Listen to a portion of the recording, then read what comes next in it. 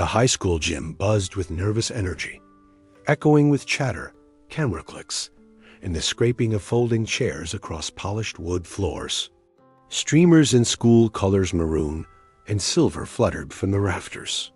Proud parents shuffled into rows, adjusting ties, straightening dresses, holding bouquets.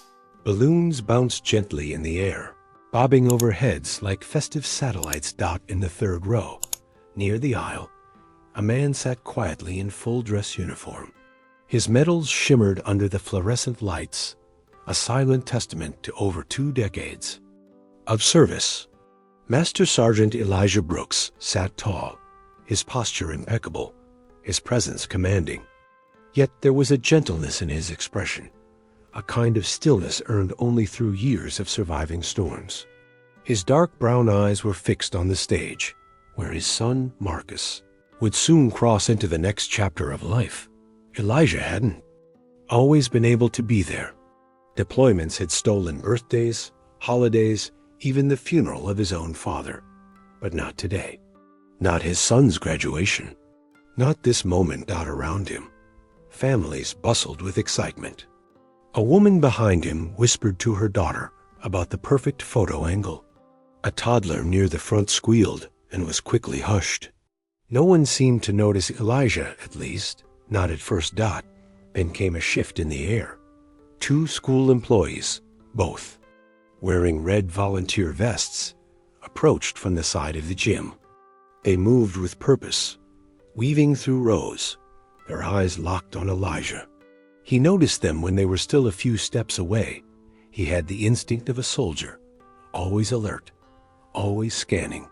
He turned his head slightly, offering a polite nod. The first, a woman in her 50s with clipped gray hair, stopped beside him. "Sir," she said, with a tight smile, "I'm going to have to ask you to come with us." Elijah blinked. "I'm sorry?" "This section is reserved for immediate family," she continued, "and there's been a concern raised by another guest." He looked around. Other parents filled the rows beside him, but no one had claimed he was in their seat. His ticket was still in his hand.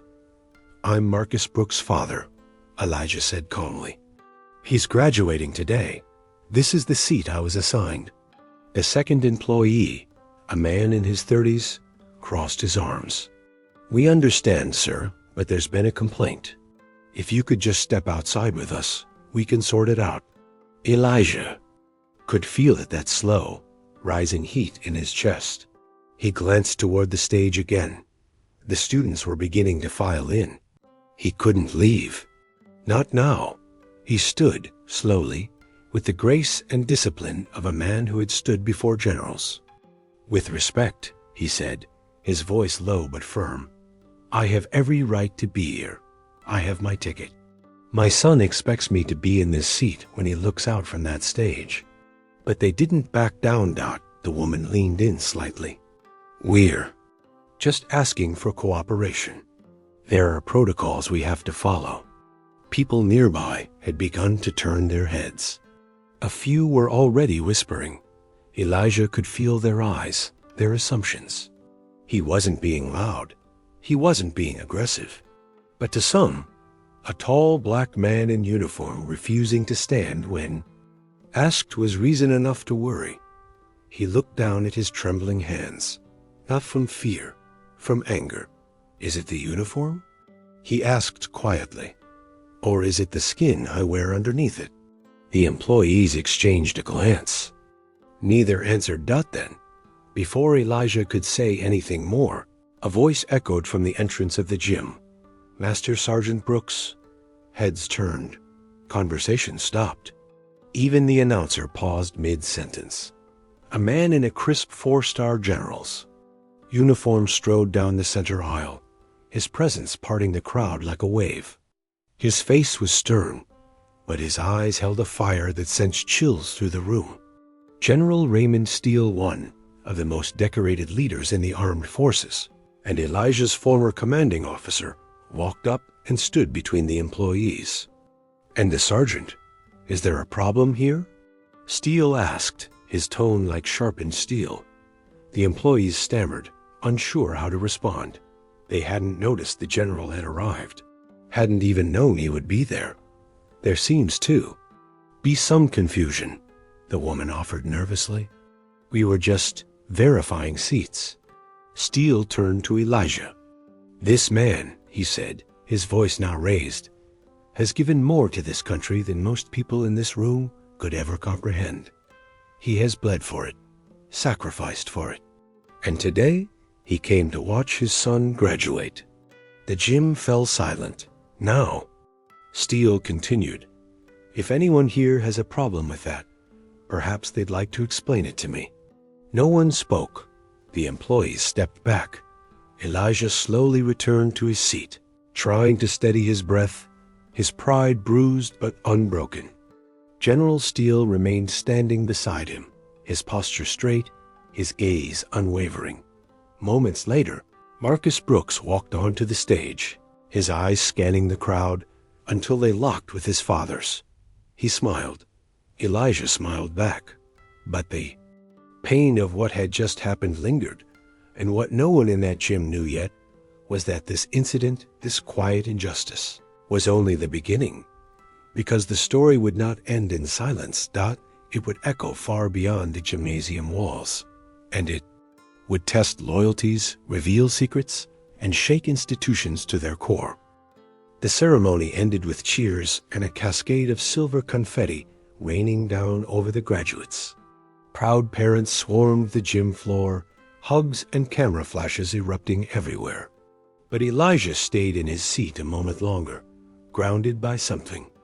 Heavier than joy. Marcus was on the other side of the crowd, laughing with friends, still unaware of what had nearly happened before he stepped on stage. Elijah didn't want to tell him yet, not while the moment was still fresh. He knew the weight it would place on his son's shoulders. And after all, the boy had earned this day. But others had seen. Others had felt it. General Steele was among them, his eyes still scanning the crowd like a hawk. Elijah, he said, placing a hand on the sergeant's shoulder. We need to talk. Elijah nodded. They stepped outside into the cool early evening air. The parking lot was bathed in the orange glow of the setting sun. Steele leaned against a pillar, his cap tucked under one arm.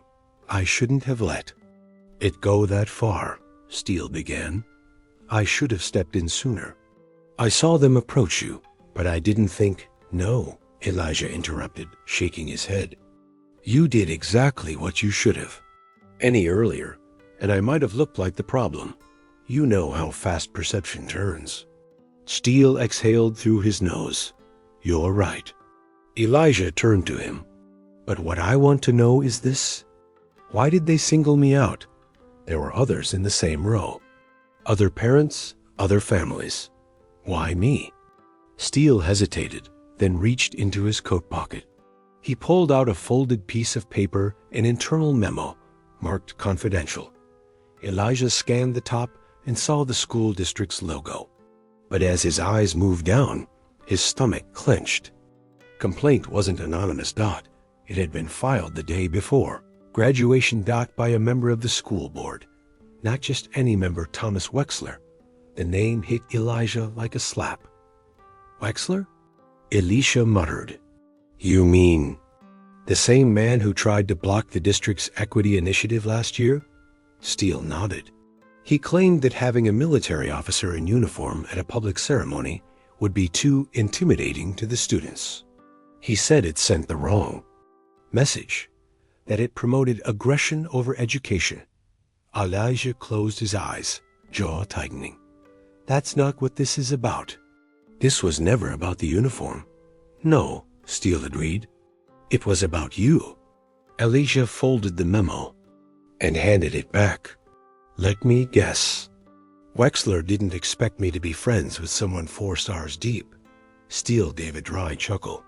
He's going to regret that assumption. But Elijah's thoughts had already shifted to Marcus, to the kids who'd watched their father nearly be escorted out for simply existing, for being proud, for showing up. Ray, Elijah said slowly, this isn't over. Not by a long shot. Steele nodded. That's why I'm here. They stood in silence for a moment, and Elijah glanced toward the school doors, where students were still pouring out into the lot. He spotted Marcus waving, searching for him. I need to be a father tonight, Elijah said.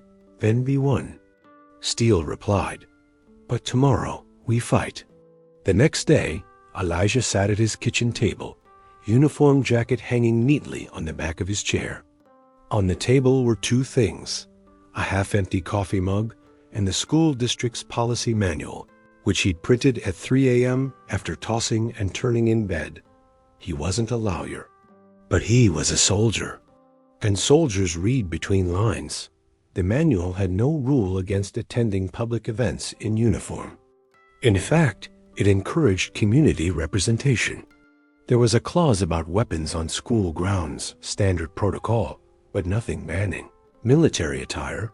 What made this more complicated was the claim filed under the disruption clause, catch-all provision that allowed staff to remove individuals deemed a disruption to the peace or safety of a school-sanctioned event. That's what they'd used. That's what gave them the power to approach him like a threat. Elijah's phone buzzed. It was a message from Steele. Wexler's on the move. He's talking to media, trying to spin it. You ready? Elijah's stomach tightened. He clicked. The link Steele sent and watched as a local news anchor introduced the story. A controversy is brewing in the Westlake School District, where a military father claims he was nearly removed from his son's graduation ceremony. School board member Thomas Wexler says the incident was a misunderstanding and emphasized the district's commitment to student comfort and safety. The screen cut to Wexler, his tie too tight, his eyes glancing nervously at the camera. We have the utmost respect for our military, Wexler said. But our first priority is the well-being of our students. If someone, even unintentionally, causes a disruption or discomfort to others, it's our duty to act. It was a masterclass in coded language. Discomfort, disruption.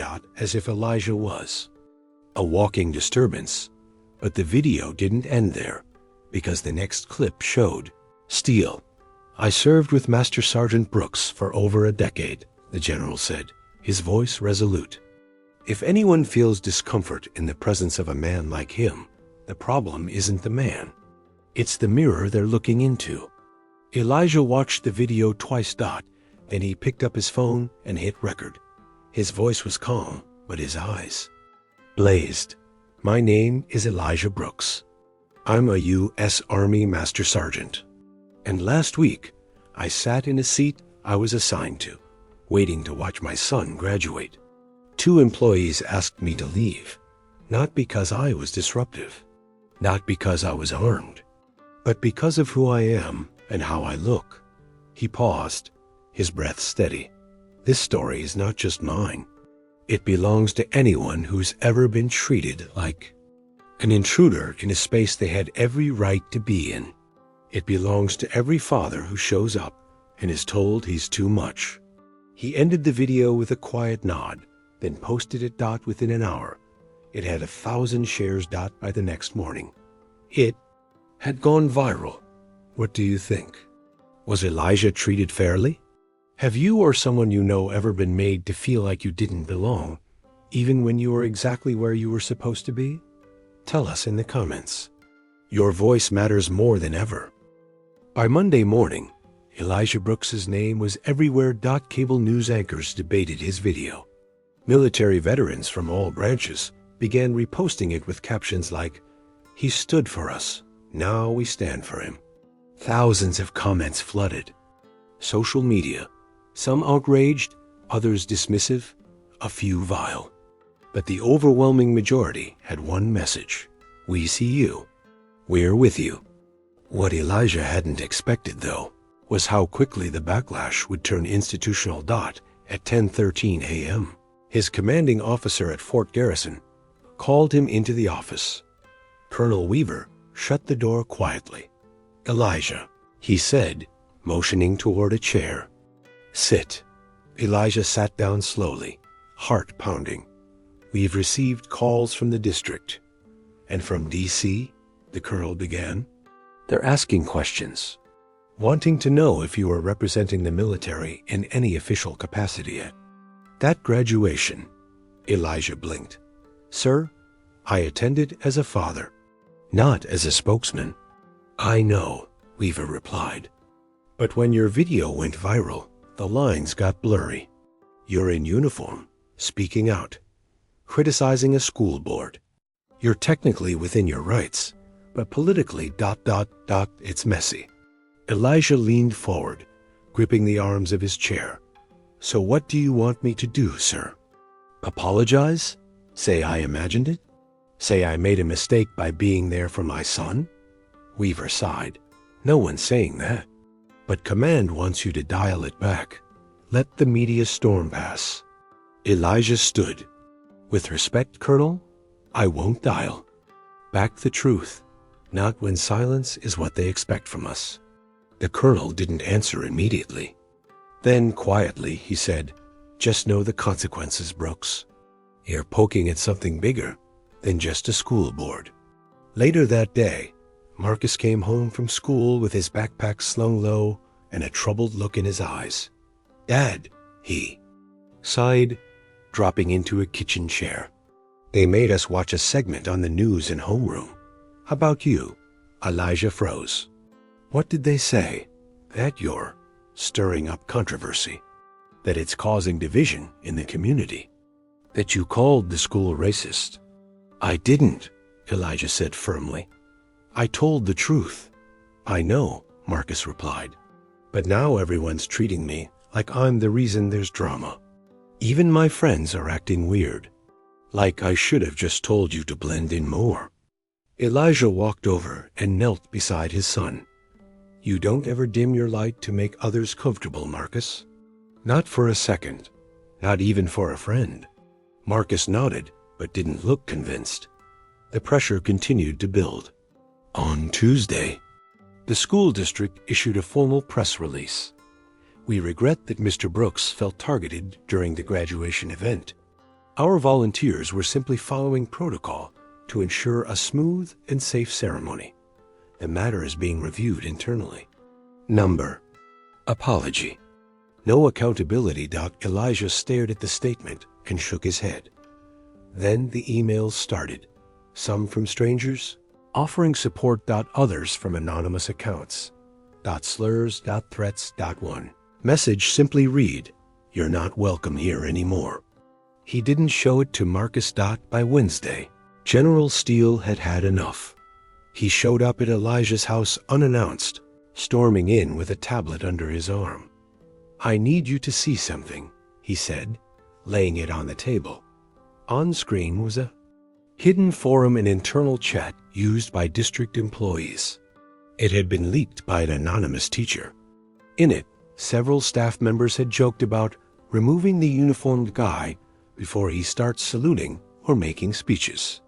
One message from an account traced back to a senior administrator read, "Someone tell the tall one to sit down before he scares the kids." Elijah's hands shook as he scrolled. "They didn't just act on a complaint," he whispered. "They planned it.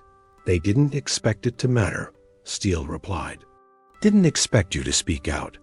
Didn't expect people to care." Elijah stood up. "Then we make them care." That night, Elijah held a live video on social media. Not a pre-recorded statement. No edits. Just him, raw and real, speaking from his heart. "You've seen the story. You've heard the headlines. Now hear the truth."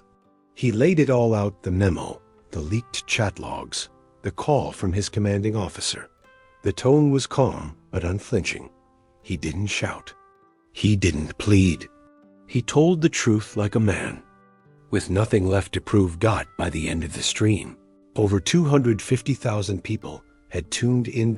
In the comment section, hashtags began to spread. Hashtag stand with Elijah. Hashtag not just own me form. Hashtag fathers belong to. Then came the biggest shock of all. A journalist reached out the next morning. She had been digging into Thomas Wexler's past. What she found was damning. 5 years ago, Wexler had been named in a civil rights complaint filed by a former school principal, a black woman, who claimed he'd tried to sabotage her career for promoting diversity programs. The case had been quietly settled, buried, but now it wasn't buried anymore. The journalist had documents, testimonies, evidence, and she was going public. "Do you want to be on camera?" she asked Elijah. "You'd be the face of the story." The spark that reignited it. Elijah hesitated, not because he feared speaking out, but because of what it might do to his family. He turned to Marcus that evening and asked, "Are you ready for the world to know our name?" Marcus didn't flinch. "Dad," he said quietly, "they already do. Now let's show them who we really are." Elijah hadn't slept in 2 days. He lay in bed, staring at the ceiling as shadows shifted across the room. The air was thick with silence, and every time he closed his eyes, the scene in the gym replayed, those 2 staff members, the forced smile, the veiled command. But now, something else haunted him too. The feeling that this wasn't just about him anymore. It was about everyone like him who had ever been told, "You don't belong here." And when you become the voice of others, you don't get to sleep easy anymore. The next morning, Elijah and General Steele sat across from the journalist, Maya Chun, in a quiet corner booth of a downtown diner. The place was mostly empty, and the waitress, an older woman with a smoker's voice and an American flag tattoo on her wrist, seemed to know better than to interrupt. Maya laid her tablet on the table and turned it toward Elijah. "Here's the timeline of the settlement with Principal Harrow," she said. "Here's the non-disclosure clause. And this," she swiped again, "is an internal email chain from the district. Someone leaked it to me after your video." Elijah leaned in. "What's in it?" "Proof that Wexler pushed for her removal because she hired black teachers and tried to implement a Black History module into the curriculum. The language is coded, but unmistakable." Steele's jaw tensed. "And the district settled?" Maya nodded. "With taxpayer money. No admission of wrongdoing.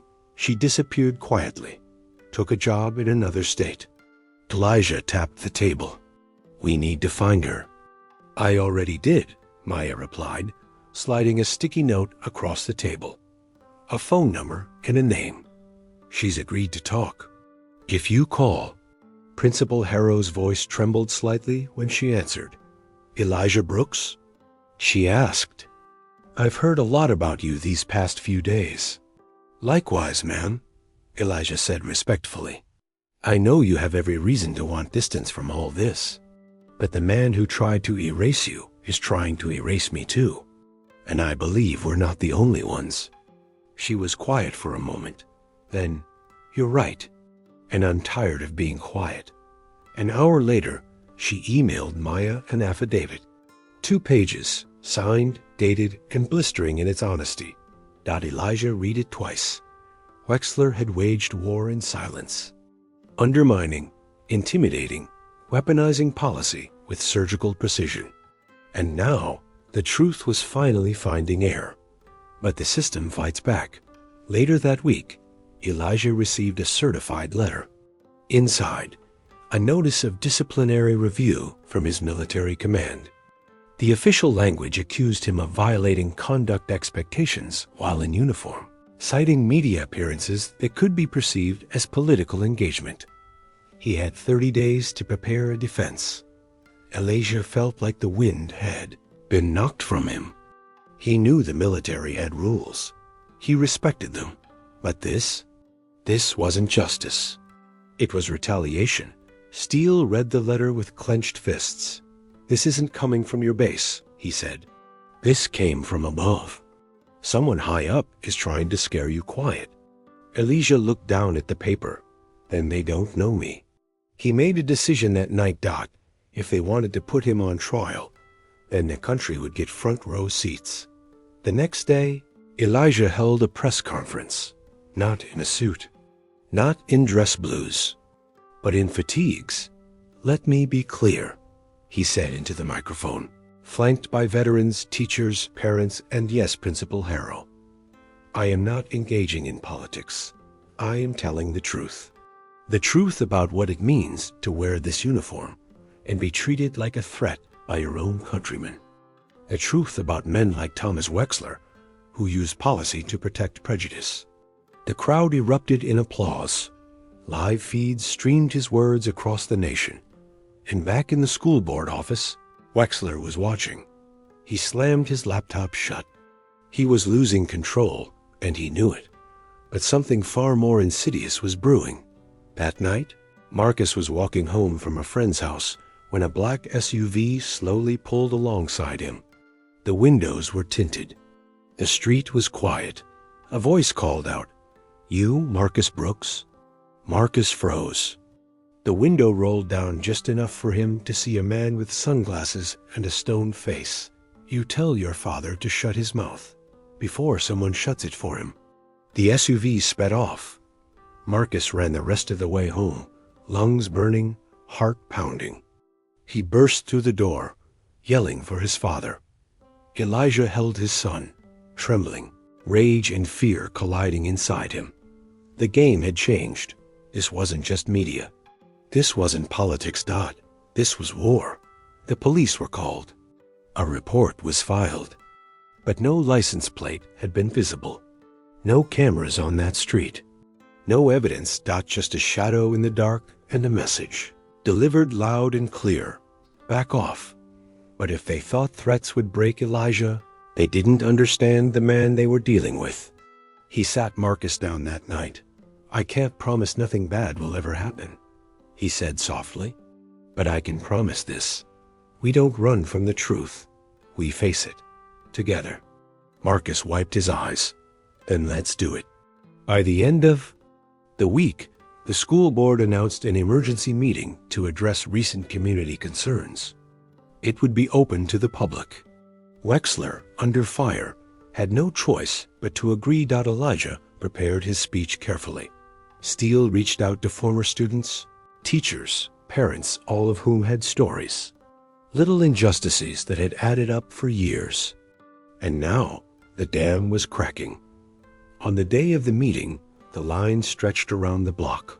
Media vans parked outside. Protesters held signs. Inside, the room was tense. Wexler sat on stage with the other board members, visibly sweating. Then Elijah stepped up to the podium. He unfolded a paper, but didn't read from it. He looked out at the crowd. And he spoke from the heart. This isn't just about a seat at a graduation. This is about every time a door was quietly closed. Every time someone was made to feel like an intruder in a space they'd earned. We're not asking for special treatment. We're demanding equal ground. He turned to Wexler. And if you can't lead this district without bias, then you don't deserve to lead it at all. Silence. Then a voice from the crowd. "Resign." Another. "Step down." Then a wave of chants. Wexler stood up, then stormed out. The morning after the school board meeting, Elijah woke up to the sound of his front door rattling. It wasn't a knock. It was pounding. Marcus scrambled out of bed as Elijah opened the door to two uniformed MPs. Sergeant Brooks. One said, "You're to report to Fort Garrison immediately. Orders from above. Bring your ID." Elijah kept his voice calm. "What's this about?" "Violation of Article 88, the officer replied. Elijah blinked. Article 88, contemptuous words against officials. A rule almost never enforced unless someone in high places wanted to make an example. "Where's Colonel Weaver?" Elijah asked. "Unavailable." Elijah nodded. "Give me 5 minutes." He turned back inside, kissed Marcus on the head, and whispered, "Don't let them scare you." Marcus gripped his father's hand. "I won't, but don't let them silence you." At Fort Garrison, Elisha sat in a small gray room with nothing but a table, 2 chairs, and a recorder blinking red. Across from him sat a young JAG officer, clearly uncomfortable. "Sergeant," he began, Do you understand why you're here today? I understand someone doesn't like what I said, Elijah replied coolly. But truth isn't contempt. The officer cleared his throat. You've made public statements in uniform. You've spoken critically of local officials. Command believes this could reflect poorly on the integrity of the armed forces. So integrity means silence? Elijah asked. I'm just doing my job, the officer mumbled. Elijah leaned forward. So am I. News of Elijah's detainment leaked within hours. Hashtags exploded across the internet. Hashtag Free Elijah, hashtag Justice for Brooks, hashtag Black in Uniform Veterans. From every era from Vietnam to Afghanistan recorded videos telling their own stories. Tales of being profiled in airports despite the uniform. Of being thanked for their service and treated like suspects. The truth was catching fire. Meanwhile, Marcus, terrified but furious, did the unthinkable. He showed up at a local high school assembly where Thomas Wexler was scheduled to speak. The topic was community values. Wexler stood at the podium, trying to salvage his image. We believe in unity, he said. We believe in respect for all perspectives. Marcus walked straight down the center aisle. He was just a kid, but the room fell silent. He stood in front of the entire auditorium and said, You tried to humiliate my father because of his skin, his uniform, and his pride. And now you want to talk about unity? Gasps, whispers. A few camera phones rose. Wexler's face paled. You're not scared of the truth, Marcus continued. You're scared that people are finally listening to it. He turned and walked out, head high. The moment went viral. Within the hour, back on base, Elijah was finally released from detainment, no charges filed. Steele had pulled every string he had, called in favors from generals, senators, even a retired Secretary of Defense who had served with Elijah years ago in Baghdad. When Elijah stepped outside, reporters swarmed. He raised one hand, not to stop them, but to signal that he wasn't done. I'm still standing, he said, because I didn't bend, and because people refused to let me stand alone. But Wexler wasn't finished either. Cornered, embarrassed, losing control, he went on a late-night political talk show and launched one last desperate narrative. Elijah Brooks isn't a victim. He sneered. He's an agitator. This was a stunt from day one. He planned the video. He wanted fame. This isn't about justice. It's about attention. The smear campaign began. Fake posts appeared online. False accusations, edited videos, even a doctored photo of Elijah at a protest he'd never attended. The goal was clear. Discredit him before his truth could win. But the internet had changed. People investigated, verified, debunked, and more importantly, they remembered why Elijah had spoken up in the first place. Because a man in uniform was told to sit down and disappear while his son graduated. And instead, he stood up. Then came the final blow. An anonymous tip was delivered to Maya Chan's inbox audio files. Recordings from a district staff member who had secretly documented board meetings. In one, Wexler is heard discussing Elijah's presence. At the graduation, he laughs. We should have made him sit in the back, he says, preferably outside. The clip ends with the sound of another voice, soft, hesitant. What if this backfires? Wexler, it won't. They never fight back. That night, Maya released the tapes. They played on every network. In schools. In military circles. In homes. No more pretending. No more excuses. It was bigotry, recorded and undeniable. On the day of the next board meeting, Wexler arrived to find hundreds of people waiting. Parents, students, veterans, teachers. Marcus stood at the front, holding a sign that read, They never fight back until we do. Wexler stepped onto the stage to begin the meeting, but he never got to speak, because just before he reached the microphone, a voice boomed from the back of the room. "Stand down, Mr. Wexler." General Steele stepped forward, full dress uniform, medals gleaming. Elijah walked in behind him. Head high. The room was completely silent. Steele faced the crowd. "I've served this country for 40 years. I've led men into battle. But what I saw happen to Sergeant Brooks is not a battle. It's a stain, and it stops here." He turned to the board. "I request the immediate resignation of Thomas Wexler." Applause erupted. Then chanting, "Resign! Resign!"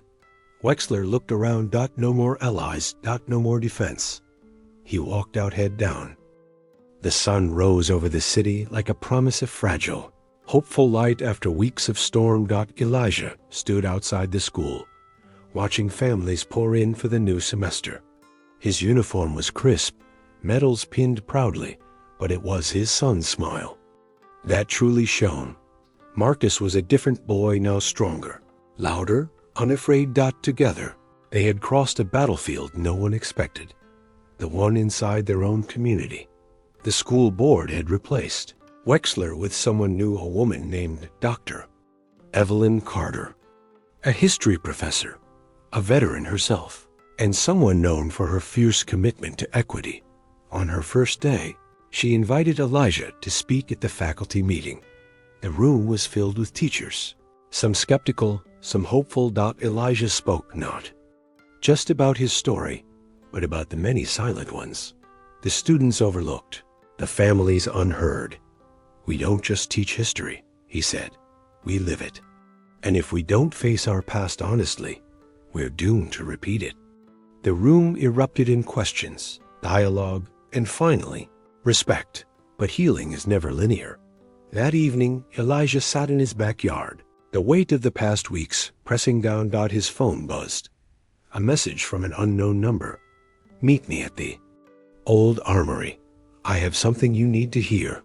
Curious and cautious, Elijah drove to the abandoned building on the edge of town.